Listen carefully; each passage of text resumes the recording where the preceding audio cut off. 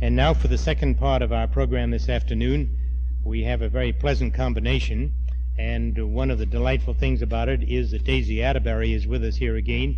She has been here, I don't know how many rallies now. She represents the voice of Free China. 6. She says it's 6, and I believe her, because she's been one of our most faithful participants. And she's a very distinguished lady. She has done a tremendous job in carrying on the fight for Free China and trying to persuade people that we ought to allow Jiang the full control of all Chinese territory. And she is a very delightful graduate of Wellesley College and has had a lot of experience in China and in the Orient, and comes with a vast knowledge of that particular field. But we're not going to draw on that personally this afternoon, but simply asking her to be the gracious lady she always has been and act as moderator for our second speaker, Miss Daisy Atterbury.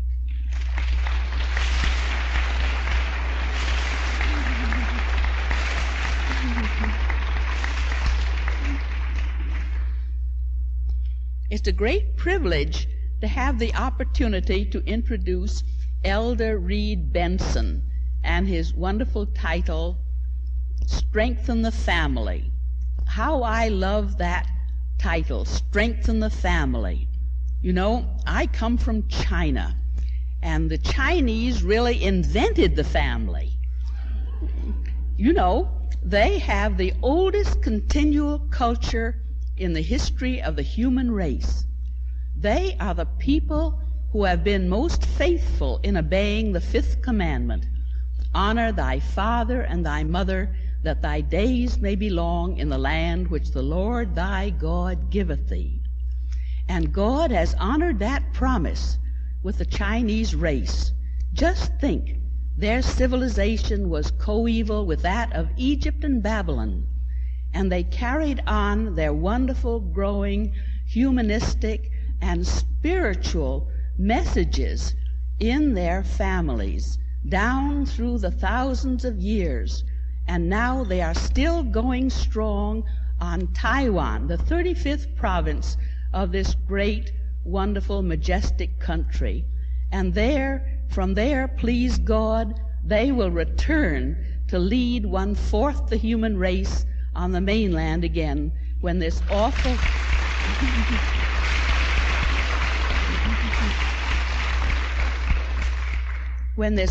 fever of communism is a nightmare of the past. You know, whenever the communists want to invade a community, the first thing they do is to try to weaken and abolish the family.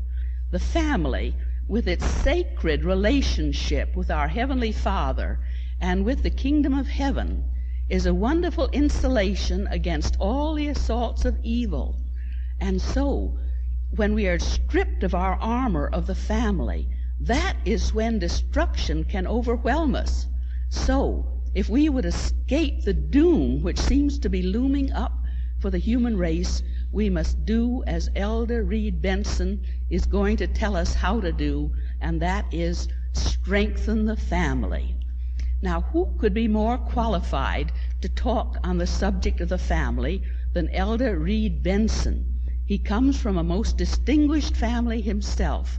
He is the eldest of 6 sons. His father was Ezra Taft Benson, the Secretary of Agriculture, and now a leader of policies and principles here in America, and a speaker in demand the length and breadth of the land. And although Elder Reed Benson seems to be much too young to be called an elder, he has a very distinguished record of his own. For 3 years he was a volunteer missionary in Oxford, England, and there he founded the first Mormon church in England. I want to say a word for these wonderful Latter-day Saint missionaries.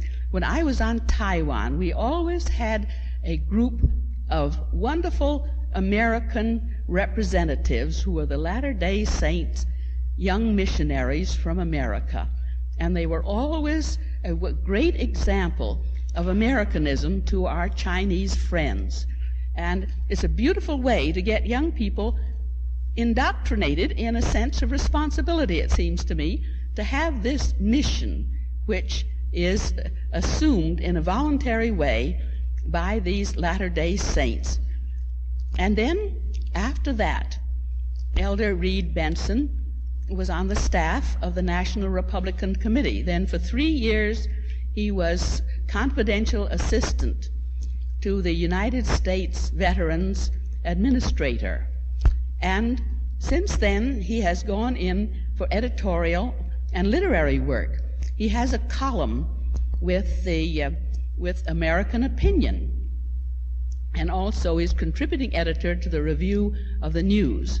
He is at present the representative of the John Birch Society in Washington, in their bureau there, handling public relations for the John Birch Society. I want to say, incidentally, he has a very good public image among my friends, because, you know, when I was asked to introduce Elder Reed Benson, and I was finding out some nice little details about him, all my friends said, "Oh, he's a perfect dear." So that is his public image among the people here at this rally. Well, I just want to say, how come these Latter-day Saints are so precocious they get to be elders so young? They must do something right, it seems to me, to get to be such responsible citizens so early in life. And Elder Reed Benson himself has a wonderful family. His wife, the former May Hinckley, is the mother of 6. He privately told me over the phone he hopes that pretty soon it will be a dozen.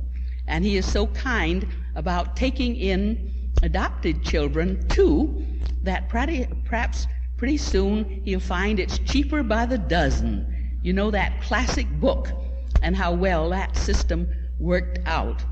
So now we're going to have the privilege of hearing from Elder Reed Benson about how to strengthen the family.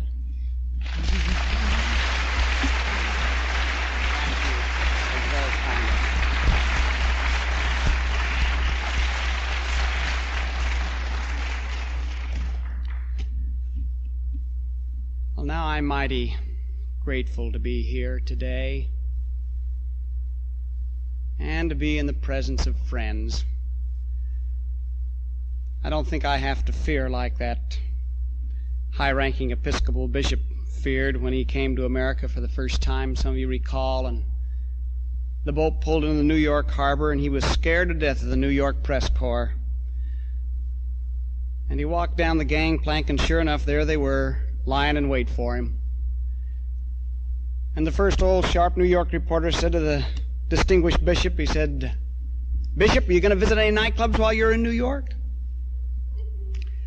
And the bishop was a little shocked, and he thought in his mind, and he thought, my golly, I don't want to offend anybody in New York. On the other hand, I don't want to appear like a roustabout.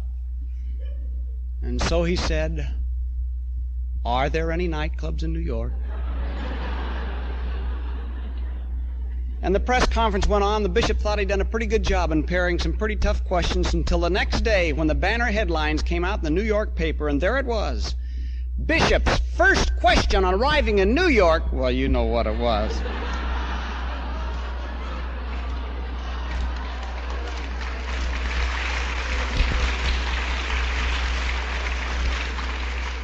So, I'm not going to be worried today like that bishop was. I'm going to speak frankly and bluntly to you here today. I hope you don't take any offense. And I hope you take it in the spirit that I'll try and give it. Now, to start off with today, I want to quote an old-time poem that maybe your father or your grandfather might have been acquainted with. It has a great message. It goes like this. "'Twas a dangerous cliff, as they freely confess, though to walk near its crest was so pleasant. But over its terrible edge there had slipped a duke and full many a peasant. So the people said something would have to be done. But their projects did not at all tally. Some said, put a fence round the edge of the cliff. Some, an ambulance down in the valley. But the cry for the ambulance carried the day, for it spread through the neighboring city. A fence may be useful or not, it is true, but each heart became brimful of pity for those who slipped over that dangerous cliff, and the dwellers in highway and alley gave pounds or gave pence, not to put up a fence, but an ambulance down in the valley. For the cliff is all right if you're careful, they said, and if folks even slip or are dropping, it isn't the slipping that hurts them so much as the shock down below when they're stopping. So day after day, as these mishaps occurred, quick forth would their rescuers sally to pick up the victims who fell off the cliff with their ambulance down in the valley. Then an old sage remarked, "It's a marvel to me that people give far more attention to repairing results than to stopping the cause, when they'd much better aim at prevention. Let us stop at its source all the mischief," he cried. "Come, neighbors and friends, let us rally. If the cliff we will fence, we might almost dispense with the ambulance down in the valley." "Oh, he's a fanatic," the others rejoined. "Dispense with the ambulance? Never. He'd dispense with all charities, too, if he could. No, we'll support them forever. Aren't we picking up folks just as fast as they fall? And shall this man dictate to us, shall he? Why should people of sense stop to put up a fence while the ambulance works in the valley?" But a sensible few, who are practical too, will not bear with such nonsense much longer. They believe that prevention is better than cure, and their party will still be the stronger. Encourage them then with your purse, voice, and pen, and while other philanthropists dally, they will scorn all pretense and put up a fence on the cliff that hangs over the valley. Better guide well the young than reclaim them when old, for the voice of true wisdom is calling. To rescue the fallen is good, but 'tis best to prevent other people from falling. Better close up the source of temptation and crime than deliver from dungeon and galley. Better put a strong fence round the top of the cliff than an ambulance down in the valley.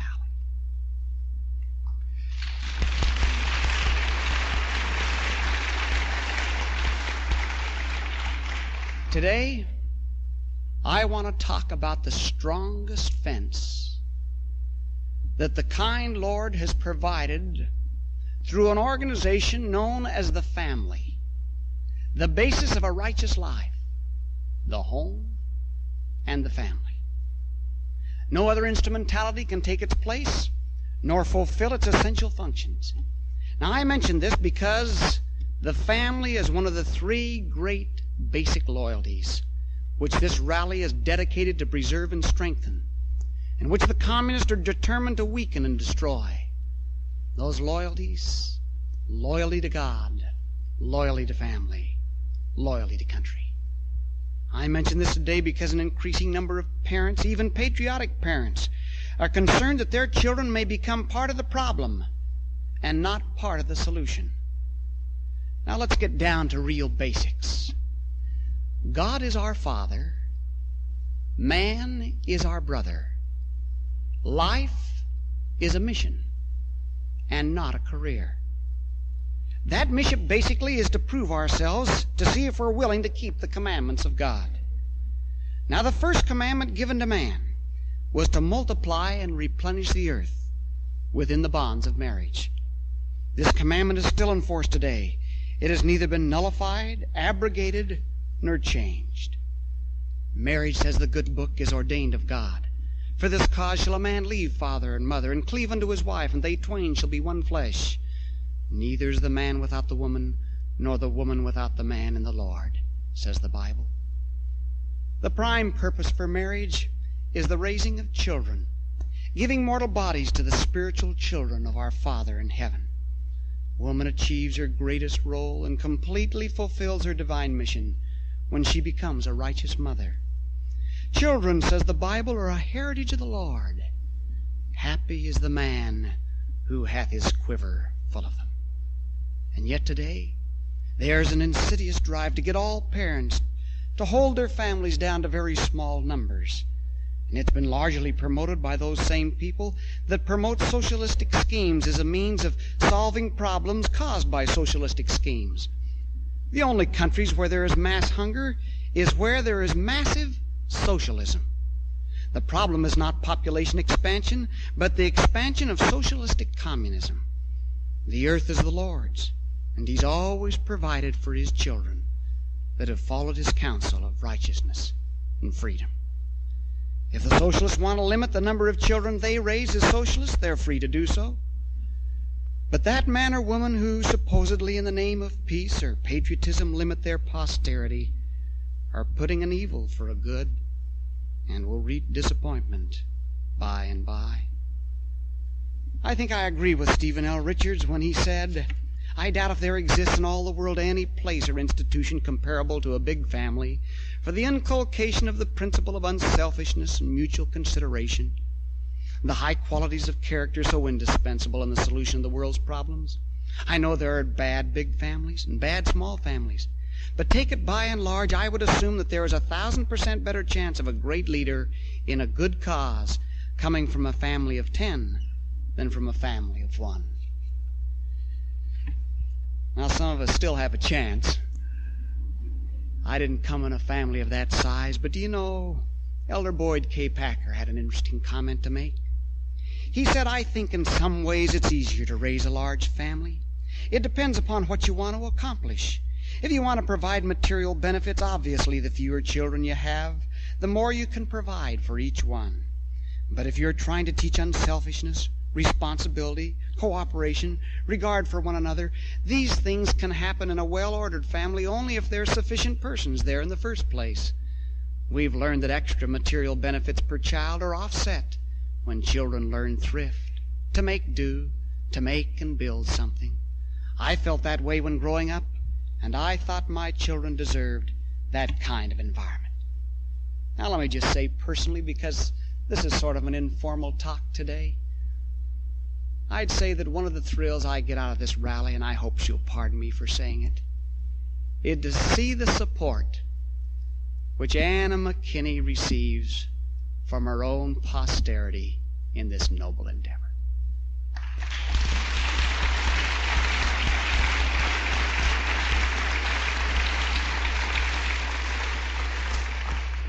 So let's you and I get things in proper perspective.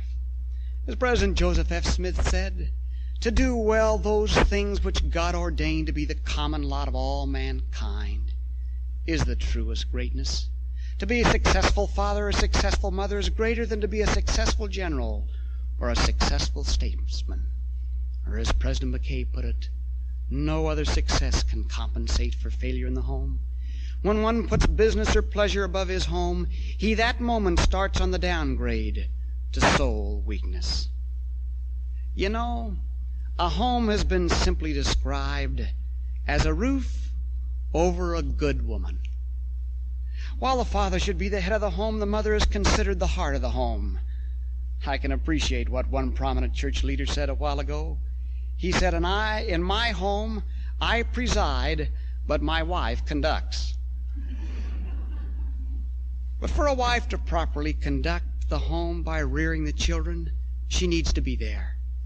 That's why the communists, in order to destroy family loyalty and devotion and loyalty to God, are always anxious to get mothers working outside the home, while at the same time insisting that children at younger and younger ages go into state-controlled nurseries and schools.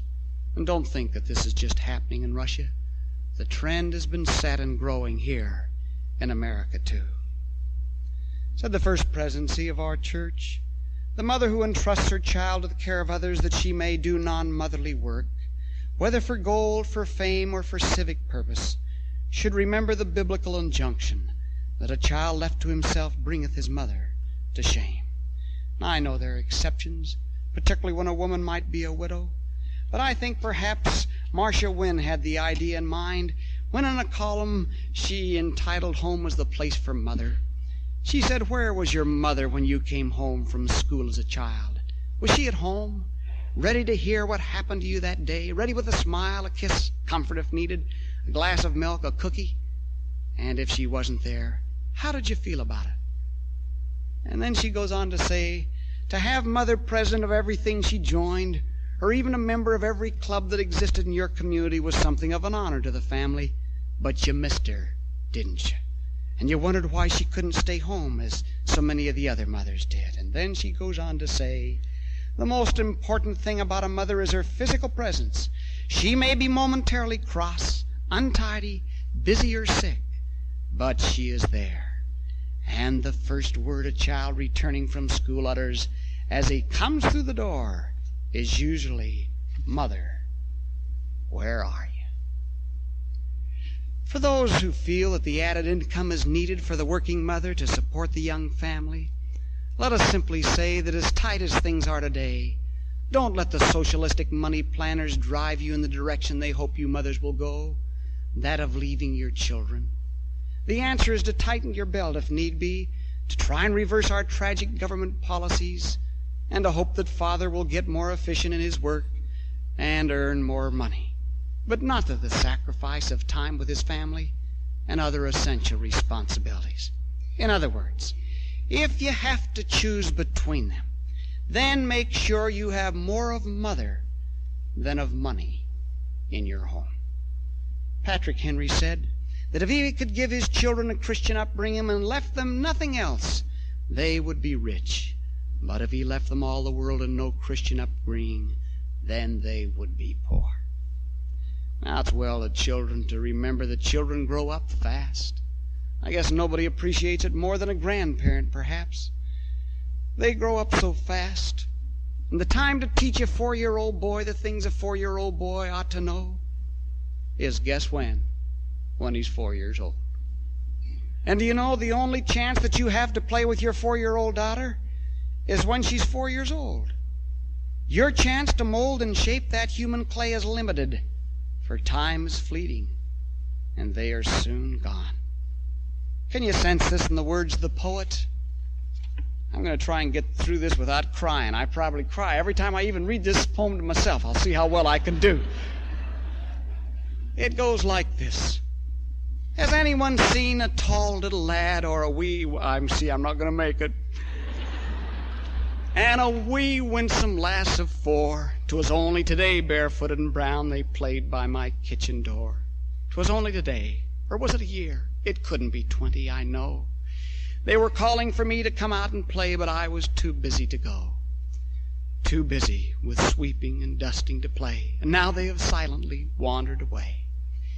If perchance you hear of this tall little lad and this wee winsome lass of 4, oh, tell me, I pray. To find them again I would journey this wide world o'er. Somewhere, I'm sure, they are playing a game, and should they be calling for me to come out and join them, oh, tell them I'm coming as fast as can be, for there's never a house might hold me today, should I hear them call me to join in their play. Now, in order to bring the children up in righteousness, it's important that parents get along well with each other. You know, a woman who's happy with her husband is better for her children than 100 books on child welfare. In the winter of 1968, in a large department store, a little boy walked hand in hand with his mother and father to the toy department to see Santa Claus. The parents hadn't been getting along too well with each other, and as the little fellow climbed on his knee, old Santa cheerfully asked, "What do you want for Christmas?" But Santa had no ready reply for the little boy's answer when he said, "Just for my daddy to love my mommy like he used to." We shouldn't forget that when difficulties arise, when debts begin to pile up and taxes have to be paid, when babies require coddling and perhaps feeding at night, that courtesy after marriage is a contributing factor toward harmony and peace in the home. Tender words of appreciation, courteous acts, are even more appreciated after marriage than during those months of courtship. You know, love can be starved to death, as literally as the body that receives no sustenance. Thoughtful deeds. Some of you recall that newly married couple that were checking in at the hotel, and the wife said to her husband, "Now, honey," she said, "I don't want anybody to get the impression we're newlyweds." And he says, all right, honey, if that's the way you want it, if you think you can lug in the bags by yourself, that's okay. Now, you know, sometimes we forget those little things in marriage. After the honeymoon, couples sometimes begin to see frailties, idiosyncrasies they hadn't noticed before, and they become prone to find fault. Self-control is needed. Someone said that during courtship we should keep our eyes wide open, but after marriage, half shut. And I guess perhaps that's true. Now, the more you keep in company with your wife, the happier you should be. Companionship is the means of perpetuating that love which brought you together first. I know of one husband who gave his wife a present of a certain amount of time each day together. He was a salesman, and he had to cut back in the number of the sales prospects he saw in order to keep to his pledge, which meant less money. But his wife preferred the extra time with him over the money. Now, assuming the couple's happy together, now how about the children? Well, so far as training up children are concerned, they need your companionship too. They need time with you. I'll never forget something that happened with our own little flock a few years ago. Up until just a little while ago, we lived in a small little 2-bedroom apartment with our first 4 children. There wasn't too much room in the apartment, especially because we were trying to be good Mormons and have a year's supply of food on hand, and we had 1,000 pounds of honey under 2 cribs and a 1.5 tons of wheat stored in the corners. My wife said, honey, the walls are moving in on me. But you know, to my good wife's credit, she always tried to build up in the minds of the children the excitement of Daddy coming home. And when I came home, they'd usually wrestle with me or try and get me to see what their projects of the days were, etc. And I'll never forget one day when I came home. I didn't quite finish all my work at the office, and I had a telegram I had to compose and dictate and phone in. And there's only one room in our little 2-bedroom apartment that locked inside, and that room was the bathroom. And so I determined as soon as I came in that door, I'd make an immediate beeline to the bathroom before any of my children could get to me. Well, old Holly saw me heading toward the bathroom, and she tried to cut me off at the pass. She's just a little girl at the time, about 3 years of age, but I got in the bathroom before she could get to me, closed the door and flipped the lock. That sweet little girl, she banged on that door and she says, Dad, you let me in. And I said, not by the hair of my chinny chin chin. But she says, but Dad, I'm one of the pigs. Well,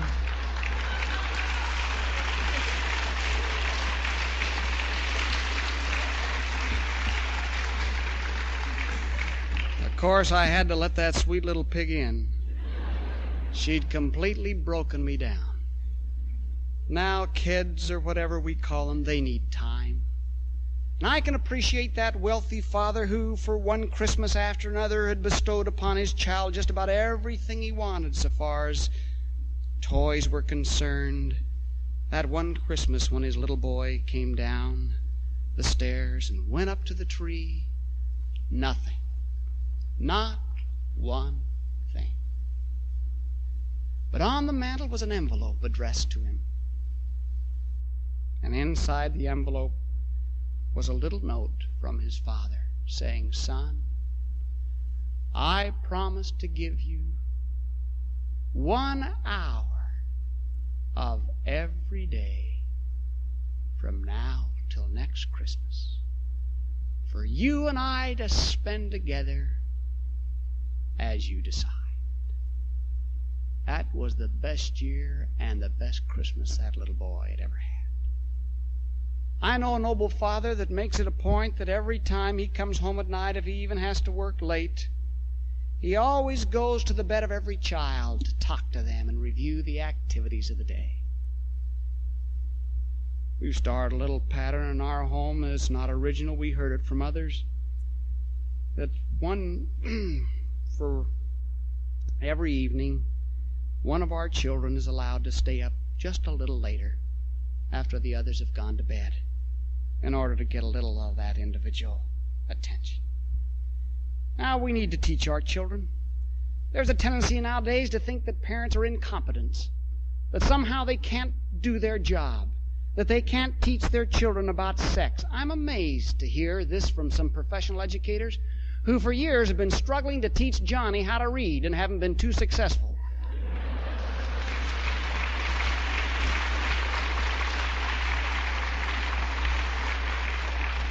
Now, don't you parents downgrade yourself. The same Father in heaven that gave you the power to procreate has also given you the power to be able to bring your children up in righteousness, to give them the spiritual guidance they need. I like the old family tradition of the Bible on the family dinner table. So when the family meets, they can not only feed the body, but they can feed the spirit. We've tried to get our children to memorize some of the scriptures in that good book. I'll bet you can't guess what the first scripture is we encourage them to memorize. It goes like this: Children, obey your parents, for this is pleasing unto the Lord. Now, I hope your children are as well acquainted with those characters in the scriptures as they are the Mother Goose characters. I can appreciate what the poet said years ago when she wrote, "You may have riches and wealth untold, caskets of jewels and baskets of gold, but richer than I you will never be, for I had a mother who read to me." I read the other day of a man in California whose little daughter night after night kept coming to him with the same old story that she wanted her dad to read. Finally, he got so tired of reading to her the same old story that he put the story on tape and showed the little girl how to work the button, so whenever she wanted the story, she could just push the button. Well, 3 nights went by of button pushing, and then finally on the 4th night, the little girl came up to her and said, "Dad, won't you read me the story?" He says, "Honey, look, I've told you how to work out." She says, "I know that, Dad, but the tape recorder hasn't got a lap."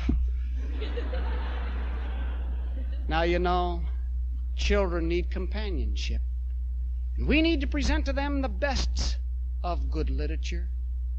I hope you don't have coming into your home so many of the modern periodicals that promote pornography, that pander to the soul of man.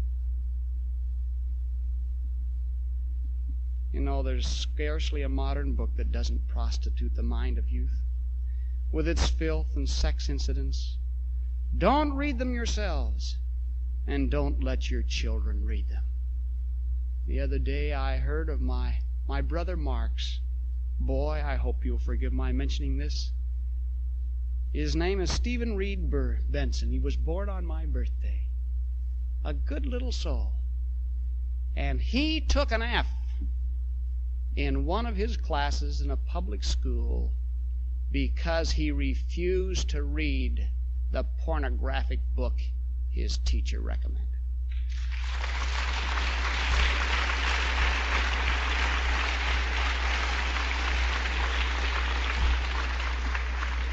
So I hope we have good literature for our children to read. I hope on the walls of your home are pictures that might edify, pictures of the heroes. You know, when we got our last little baby, Moroni, we've got 2 little babies now, both of them about 9 months. They're 11 days apart. You wonder how my wife did that, don't you? But all of our little children are adopted. We don't know why we can't have any of our own, but at least the Lord knows we mean business in case He'd like to send some anyway. And we decided to name our last little boy Moroni, name of a great character in the Book of Mormon, who hoisted the title of liberty, as he called it, and went among his people trying to get them to defend their freedoms, their wives, their peace, and their country. Above the crib of that little boy, I placed 2 pictures drawn by the great artist Arnold Freeburg, pictures of General Moroni. Freeburg, as some of you recall, did the paintings for Cecil B. DeMille's picture, The 10 Commandments. What kind of music comes into your home? I take my hat off to Christian Crusade, to the great contribution they've made to show us of the insidious influences that are used in music to try and break down our morality.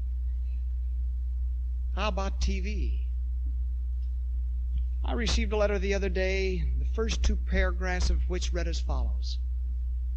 An average American child will watch a total of 22,000 hours of television before the age of 18, receiving almost 50% more of his basic education by that means than he will in the classroom. During every hour he spends watching television, he will witness an average of 5 acts of violence. There is mounting evidence that real life imitates this pattern, infecting our whole society. Television is a major influence on the lives of our children because it is a prime source of information and early impressions, a very real threat to the future of our youth. Our nation's most vital resource is posed by the fact that 95% of all prime time, regularly scheduled programming undermines rather than reinforces those values we as parents and as responsible members of society wish to impart to our children. Somebody has described a modern-day pioneer as a mother of 4 young children on a rainy day whose television set is broke. Now, I hope we don't use television as a babysitting mechanism. The other day I talked to a fellow who told me of an interesting thing that had happened in his household. The television went on the blink. It was broke. It didn't work anymore. And he said he was delayed in getting it repaired. That is, in making an attempt to get it repaired. And he said he saw an interesting thing happen. After a while, the children began to talk to each other. It wasn't long before they began engaged in constructive activities. And he says, do you know, I've still put off repairing that television for the miracle that's occurred in our family.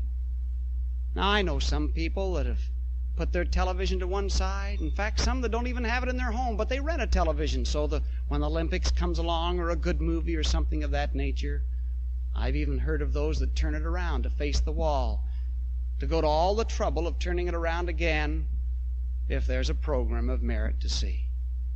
There's a natural tendency, if you're not careful, when a person comes into a room to immediately go to the television set. It seems to happen automatically. Be careful. Don't sterilize your plates and your dishes for the welfare of your people and then let them ship garbage into your children through the television set. Be careful. Now, prayer is needed. Prayer is certainly needed. I believe in the old doctrine of family prayer, morning and evening, where the family gathers around the couch and each one has an opportunity as they're called upon to lead in prayer. We pray for the president of this country, not that he'll be prospered in unrighteousness, but he'll do those things that'll preserve our republic. And you know, I think that follows a tradition that goes back many years in our family. If I can recall correctly, I think my father told me once of his father going out and vigorously campaigning for a man for the presidency of the United States. Whenever the father called upon himself to lead in prayer in that old family homestead and farm homestead in Whitney, Idaho, the father used to plead to the Lord that this man would be successful in his campaign for the presidency. The election was held, and this man lost. When all the family gathered around the couch to hear the family prayers, they were real anxious to see if their father was going to lead in prayer and what he'd say. And sure enough, the father led in prayer. And during the prayer, he pled to the Lord that the Lord would bless the new president-elect. When it was all done, the children, I think, were a little confused. My father was the oldest of 11, and so as I recall, he was nominated to inquire for the rest of the children exactly how their father, could have pled so vigorously for one man one night, and then the opposing candidate the next night. And his father answered in this respect. He said, yes, I did plead to the Lord for the other man that he'd win. And he was eminently more qualified to serve as the President of the United States. But the man least qualified won. Now he said, can you think of anybody that needs the help of the Lord more than he does?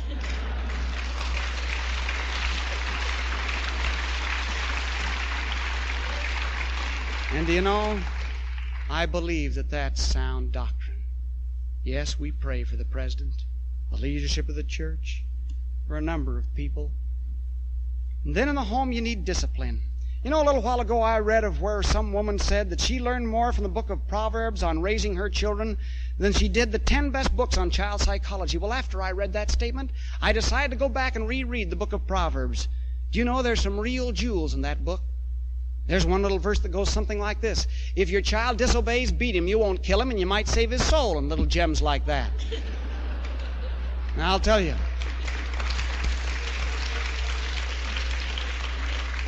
In this day of permissiveness, that's real refreshing, isn't it? Now, I'm sure they don't mean to inflict cruel or unusual punishment, but I'm sure they mean that if you spare the rod or discipline, you can spoil the child. The other day, I went through the hometown of Jerry Rubin of the so-called Conspiracy 7, and in my interview with the press, they made note of a couple of things to me about Rubin, and I was interested to see that the Indianapolis Star a little while ago quoted him. He was talking about his childhood and about his parents, and this is what he had to say. They wanted a child so badly they would do anything for me. They had just total dedication to me. I knew if I cried, I'd get my way. If I insisted, I'd get my way. If I screamed, I'd get my way. It was really total toleration, total permissiveness. It's kind of a key as to why I could become so rebellious. Many of the tactics I now use I learned at home. I learned how to play one parent against the other because my mother didn't really approve of some of my father's methods of handling him. I'm really convinced that the whole of my recent activity in the movement has been a playing out on a massive political scale of the things I learned in the family.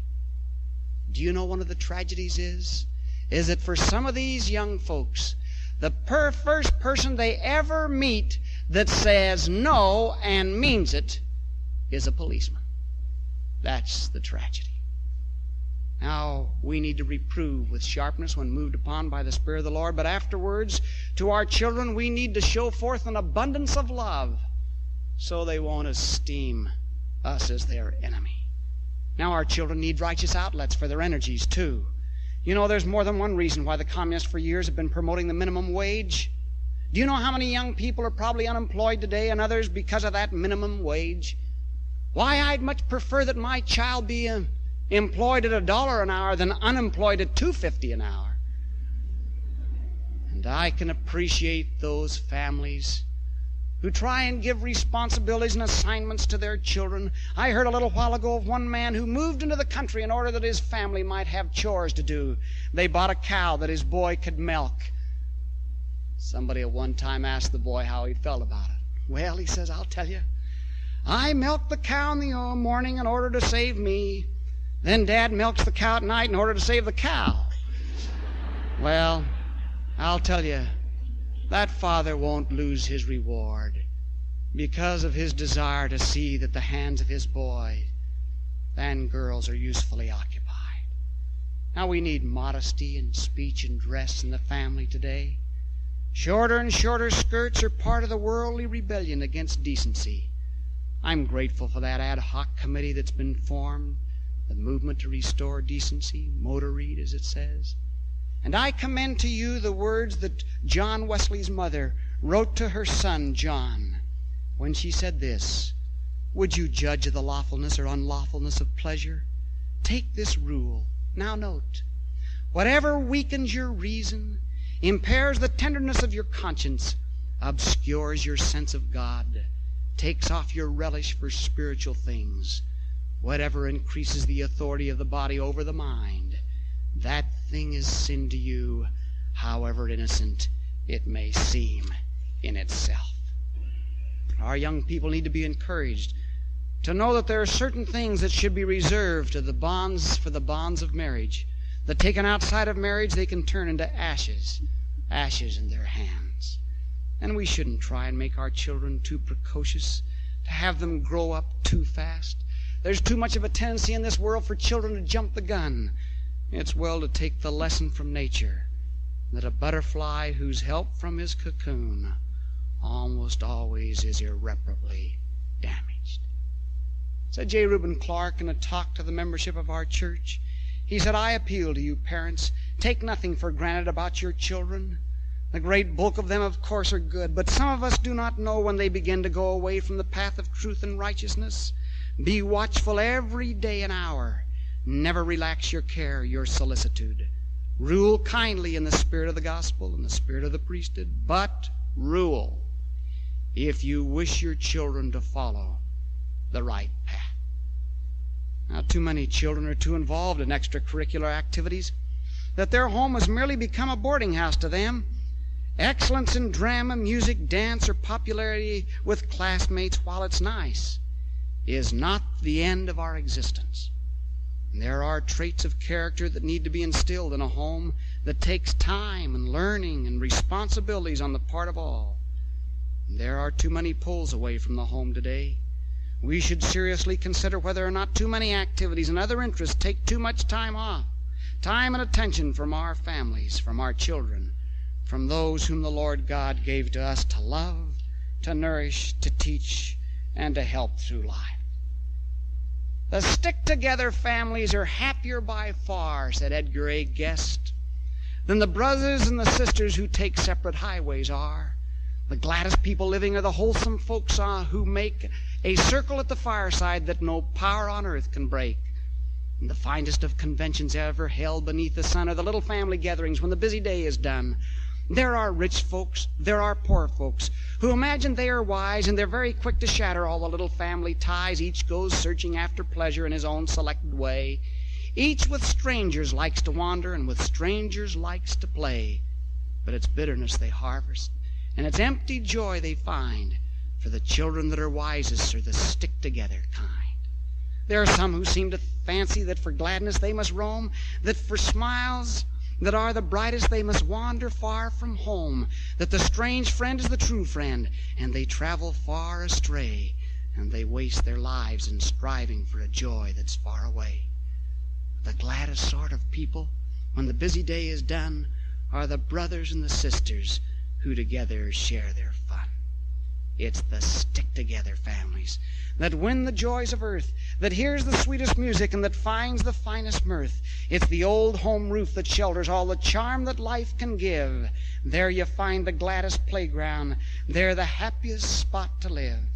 And, O weary wandering brother, if contentment you would win, come you back unto the fireside and be comrade with your kin. Now that's sound doctrine. Now I'm grateful that over a half a century ago the president of our church encouraged the people to start in their families what he called a weekly home evening program. It was a simple thing. One night a week the family was together without any outside engagements, appointments, dates, gather together in the home. During that period of time, without interruption, they were to have family prayer, hymns and songs, little instruction, character guidance, a little spiritual direction, assignments for children, outlining their family plans, having fun and games, homemade refreshments. It was to be a great time for the family.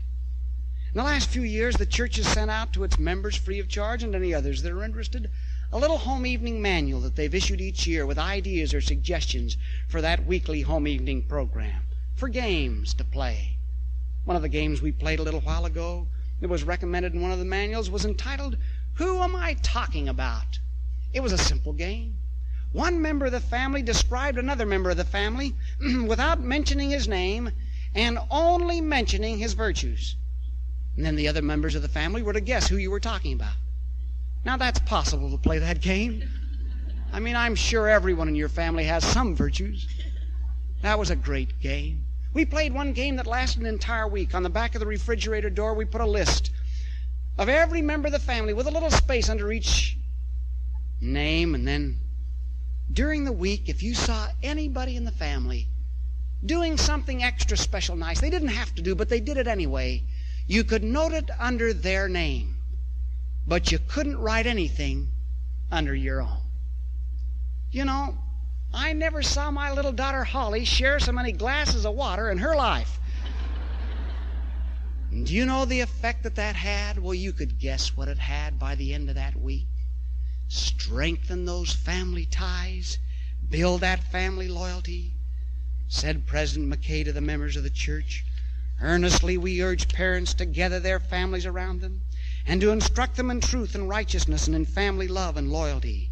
The home is the basis of a righteous life, and no other instrumentality can take its place nor fulfill its essential functions. The problems of these difficult times cannot better be solved in any other place, by any other agency, by any other means, than by love and righteousness and precept and example and devotion to duty in the home. May you be blessed in teaching and caring for and drawing near to those whom God has entrusted to you, and in watching over your own. And as you do so, love at home and obedience to parents will increase, and faith will develop in the hearts of the youth, and they will gain power to combat evil influences and temptations, and to choose righteousness and peace, and to be assured an eternal place in the family circle of our Father.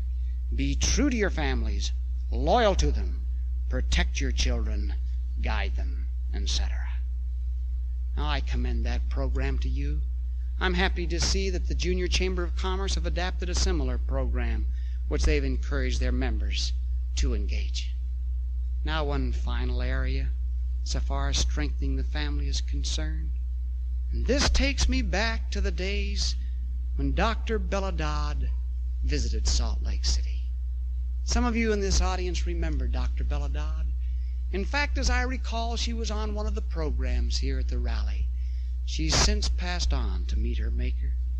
Some of you recall her book, School of Darkness, that tells how in her college days she was enticed into the Communist Party.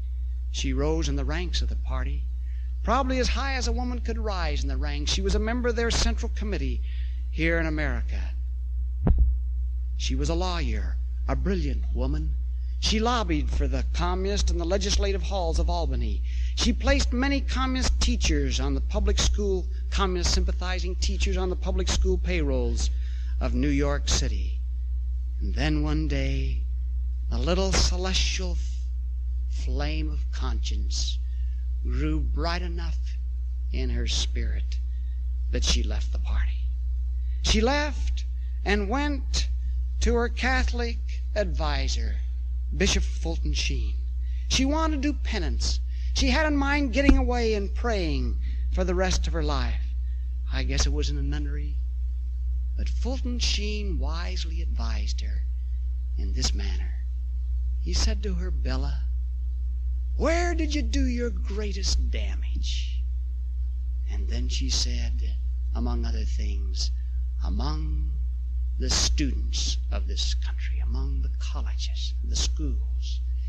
And Fulton Sheen said, all right, Bella, go back to them and try and undo it. And so she did. I met her for the first time when she was giving a talk at the University of Utah. We invited her to come to our home to meet my folks, and so she did. I'll never forget what she said. Here was the woman that's probably been the government's top witness on communism in education. She knew what was happening.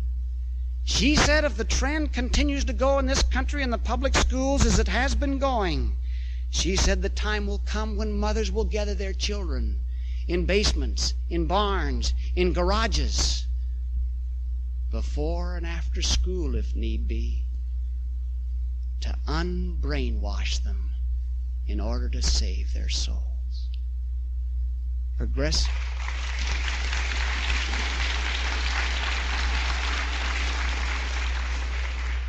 So-called progressive education has been one of the tragedies. You bring a child up right in the home, and that'll be a tremendous safeguard against what they might gather in schools today. But America's school-age population for the last 2 generations has had a real struggle with that Dewey type of progressive education. In the Communist Manifesto, Karl Marx began the 10th plank in his program for the destruction of capitalism with a call for, listen to this, a 10-plank program to destroy a highly developed capitalistic country such as ours. And in the 10th plank, he advocates, quote, free education for all children in public schools. He obviously recognized the political importance of controlling the educational institutions of a nation and regarded free public education as one means to effect that control. Today in our own country, the so-called public schools have become agencies of government.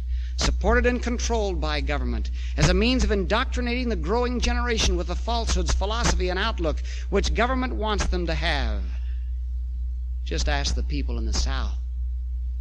In fact, it is no longer even accurate to refer to them as public schools, but rather as the government schools which they are. It may surprise some of you to learn how American-style progressive education was used by the Bolsheviks themselves in Russia following their successful revolution against the socialist Kerensky regime in 1917. In Augustin G. Rudd's excellent book, Bending the Twig, we read of how Lenin, looking at our progressive education schools and system in America, well, let me give you Rudd's own words. Lenin saw in it an opportunity to eliminate from Russian life religious faith, private property, family, and parental authority. If they could destroy family life, the Bolsheviks would strike a death blow to capitalism in Russia and also set the world an example which they confidently hoped would hasten the day of their revolution. With respect and authority gone, the Soviet family lost the ability to discipline its youth, with the inevitable disastrous consequences. Soon there were roving bands of homeless children all over Russia, without belief in God, family, country, or any standards of ethics or morals. Do you see any semblance of that today in this land? The communists have worked increasingly successful in the social studies area. American history is one of the subjects that suffered the most. Many studies and surveys over the years have clearly documented the insidious downgrading of our nation's founders and the principles for which they stood, and an accompanying glorification of those modern politicians whose policies have led to further government interference in and control over the lives of the American people. A classic study in this regard is E. Merrill Root's own book, Brainwashing in the High Schools, which delves into the contents of 11 widely used American history textbooks. Why, even This Week magazine surveyed history books a few years ago, books that were issued before 1920, and compared them with books used today which were issued since 1920. And it was found that Nathan Hale's stirring lament, "I regret that I have but one life to give for my country," appeared in 11 of the old textbooks, but only one of the newer books. Patrick Henry's immortal words, "Give me liberty or give me death," were printed in 12 of the 14 earlier texts, but only 2 of 45 more recent volumes. And John Paul Jones's emotional pledge, "I have not yet begun to fight," which was presented in 9 of the older texts, appeared in none of the newer ones. Now, why did Marx want free education for all children in government, he called it, public schools? Let me give you a slight clue. A minister of a faith whose faith I don't know, a number of years ago, with great insight, said this: "It is capable of exact demonstration that if every party in the state has the right of excluding from public schools whatever he does not believe to be true, then he that believes most must give way to him that believes least." Do you think the American people were in sympathy with Madeleine Murray's abolishment of prayer from the schools? Do you think she represented the majority of the American people? Then he that believes most must give way to him that believes least. And then he that believes least must give way to him that believes absolutely nothing. No matter in how small a minority the atheists or the agnostics may be, it is self-evident that on this scheme, if it is consistently and persistently carried out in all parts of the country, now listen to this, the United States system of national popular education will be the most efficient and widespread instrument for the propagation of atheism which the world has ever seen. Ah, now you're starting to see why Marx put that in as the 10th plank of his Communist Manifesto. Said President McKay after that tragic prayer decision was made by the Supreme Court, quote, "The Supreme Court of the United States severs the connecting cord between the public schools of the United States and the source of divine intelligence, the Creator himself." Does that make any difference to you in the education of your children?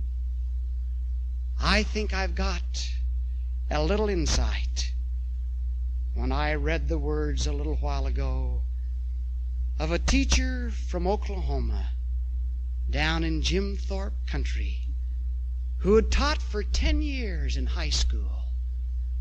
And in summary, she sat down one day and wrote these words: I have taught in high school for 10 years. And during this time I have given assignments, among others, to a murderer, an evangelist, a pugilist, a thief, and an imbecile. The murderer sat on the front row and regarded me with pale blue eyes. The evangelist, easily the most popular boy, had the lead in the junior play. The pugilist lounged by the windows and let forth a raucous laugh that startled even the geraniums. The thief was a gay-hearted Lothario with a song on his lips. And the imbecile, a quiet-eyed little animal seeking the shadows. The murderer now awaits death in the state penitentiary. The evangelist has lain a year now in the village churchyard. The pugilist lost an eye in a recent brawl in Hong Kong. And the thief, by standing on tiptoe, can see my window from the county jail. And the once gentle-eyed little imbecile now beats his head against a padded cell in the state asylum. All these students once sat in my room, sat and looked at me gravely across worn brown desks. I must have been a great help to these students. I taught them the rhyming scheme of the Elizabethan sonnet and how to diagram a complex sentence. Now, there's nothing wrong with the rhyming scheme of the Elizabethan sonnet or diagramming a complex sentence. The tragedy is this: if you educate a man without moral principles, you're simply going to make him a clever devil.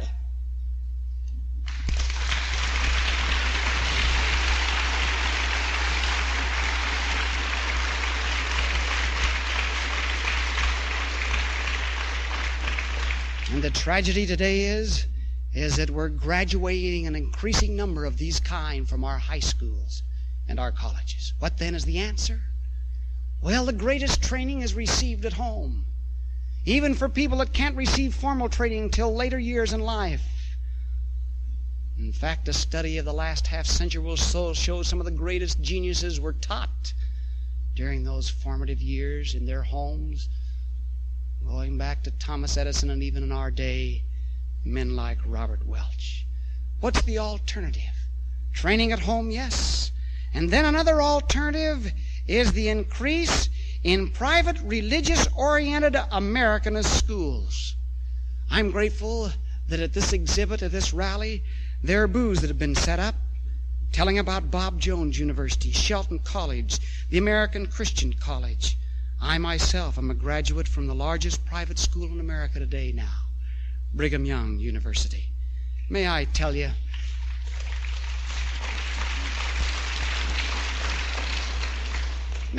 about something that's happened in my community in closing? I live in Fairfax County, Virginia. We've moved out a little into the country. A few years ago really, a fine Christian minister, not of my faith, decided to start a small private school. He started in the basement of a home. He had a handful of students to begin with, and enough parents who were willing to pay their tuition in advance to make him to be able to start it. Parents who believed the responsibility for training and teaching children was theirs, not the state's. He started with a handful. Actually, it was about 6 or 7 students. He and his wife taught them. Today, that school, the Fairfax Christian School, there in Fairfax County, from that humble dwelling in a basement, now has 3 lovely buildings, an enrollment of some 700 students. He interviews every child before it comes in to their school. I asked him about the interviewing process of the parents and the children together. He said, well, I try and be generous as to who we admit to kindergarten, but we get a little tougher on the first grade. It's quite a school, this school. Some 32 buses now they have. A fleet of buses that are driven by mothers. Basically mothers of the students. Prayer, yes. Prayer is offered every morning by every teacher in her class, no matter what her faith.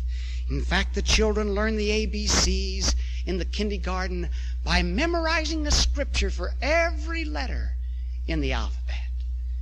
Even the letter X, I wondered how they'd get away with that one. And the scripture was, exalt ye the Lord. So they got it in.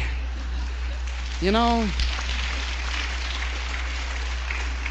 hardly a day goes by but he doesn't get a call from a teacher in a public school pleading with him to be able to come on the faculty. He's hired this year the man that was the head, the principal of the school for the Senate pages in the U.S. Capitol. That man is teaching Latin today at his school. I asked him if he was accredited. Do you know what he said? Well, he said, we haven't stooped that low yet.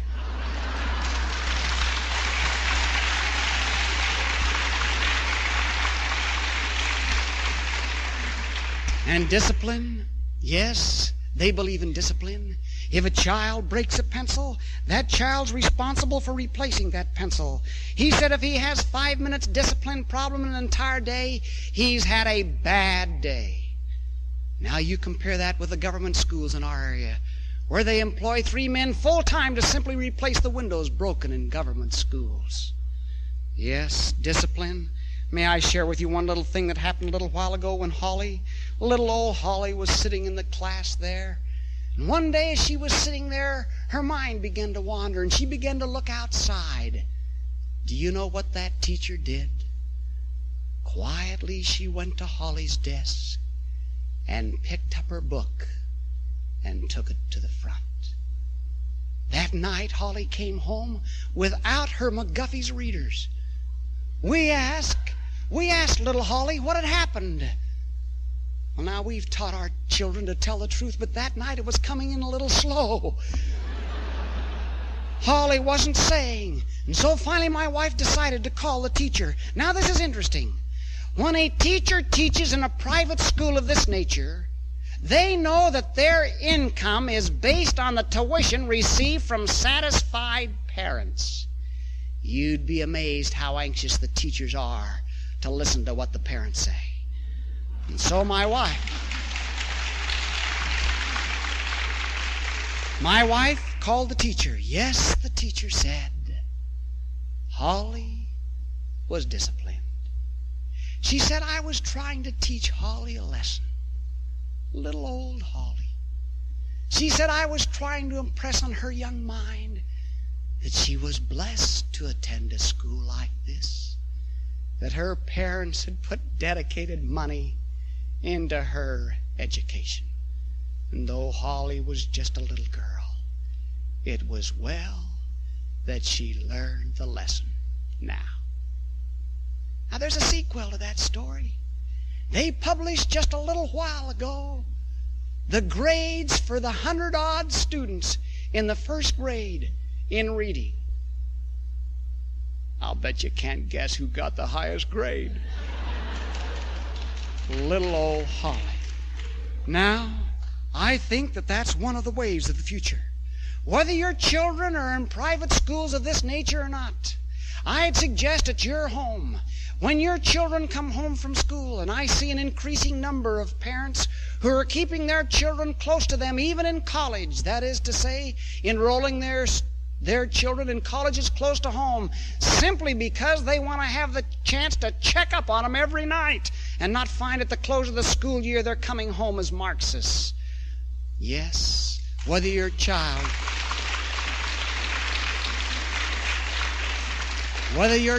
attends that kind of school or not, I would suggest that in the evening time, that's one of the finest times as the family gathers around the family dinner table. And I hope you have a family dinner table at your home. I hope you just don't have a snack bar. I hope your kids don't treat your house like a gas station where they move in to be filled up and then move out again. I hope you have a family dinner table and that you'll take that phone off the hook or turn it down so in the evening time when you gather together, you can compare the notes of the day. And that's a good time to check up and see what they've learned and see what's happening. Now, God bless you, parents, and God bless you, children. Do you know one of the marks of a great soul is to know how he treats his parents? The good book says, as one of the 10 Commandments, honor thy father and thy mother. They're not perfect. They're just like you, but they're trying. And on my way to the office every day, my car goes around the Lincoln Monument, and I try to always take a look up at old Abe. I can't help but think of the great tribute he paid to his mother and the reverence he had to her. I can't help to think how probably the destiny of this country was affected because George Washington was willing to follow the righteous counsel of his mother when he wanted to go to sea, and she advised him against it. I think of the Master himself on the cross, who looking down to John said, John, behold thy mother. Mother, behold thy son. That's one of a test of whether a child is growing up in righteousness. Children have a tendency to begin with to say, gimme, gimme, gimme, I know what it's all about. Our little children to some extent are in that stage. And then it seems like they swing clear over to the other side. Leave me alone, don't bother me. Finally, we hope they'll move into one of the final stages of maturity when they finally say, what can I do to help? That's where we want you, children. And that's where we hope that you'll move. Now, God bless you. And God bless our families. May you help to construct that fence round the top of the cliff, so for your family there'll be no need to establish and set up an ambulance down in the valley. May your homes be such that if an angel of God himself were to want to visit them, he'd feel that he would like to remain in your presence. I've appreciated the privilege that's been mine to talk to you today. I hope I haven't offended anybody.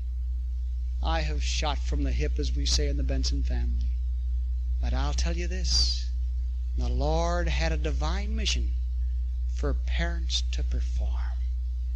Be true to that mission. Strengthen the home ties. Build up the family. And you'll thank yourself 1,000 times over because you did.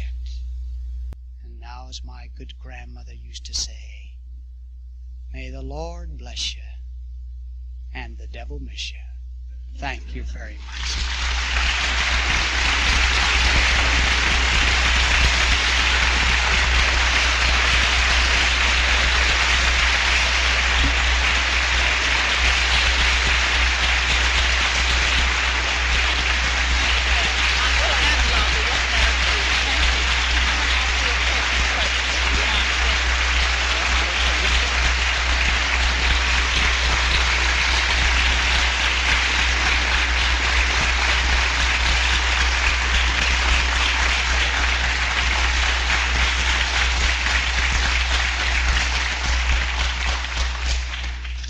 The reason I'm up here is because I've got a couple of very special announcements to make. But before I do, I asked Elder Benson if he would answer a personal question. And he didn't say yes and he didn't say no. But I'm going to ask him anyway because I think it's wonderful and I think you'd all enjoy it. As he, last year, before he left here, he was looking for Robert Montgomery, our lawyer on one of our sponsors, and he told me the reason he wanted to get in touch with him was because he was negotiating adopting a family of 6 children. And as you know, the Bensons, the Reed Bensons, have adopted 6 children. And I'd just like to have Reed tell you in a minute or two about the children, who they are and what nationality they are. Well, there's Holly, Heidi, Heather, Moroni, Lucilla, and Ezra Taft. Got to keep the name alive. Now, let me just say, they're good, bona fide Americans, and we love them. In fact, you know, we get a little scared. We don't know. We think in due time we'll have some of our own. But you know, with some of your own, when a child grows up in a certain way, you can always say, now that's your side of the family. And so I guess to some extent, my wife and I are on test, but these are choice little spirits. We're grateful of the kind Providence has allowed them to come into our home. Now, I want to do one other thing now, Anna. You've got me up here. You should have never done this, I guess. I've got a good wife, a good mother, a good father. I'm grateful for their presence here today. I want them to just stand, and that'll end it all. Thank you.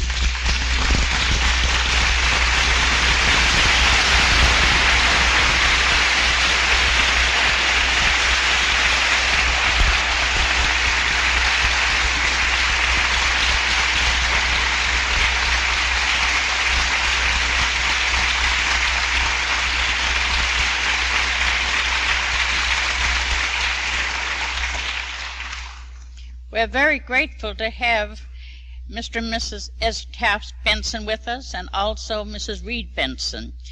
Now, and I hope you get to see them, and I know you will, and you all know that Ezra Taft Benson is one of our speakers tomorrow afternoon.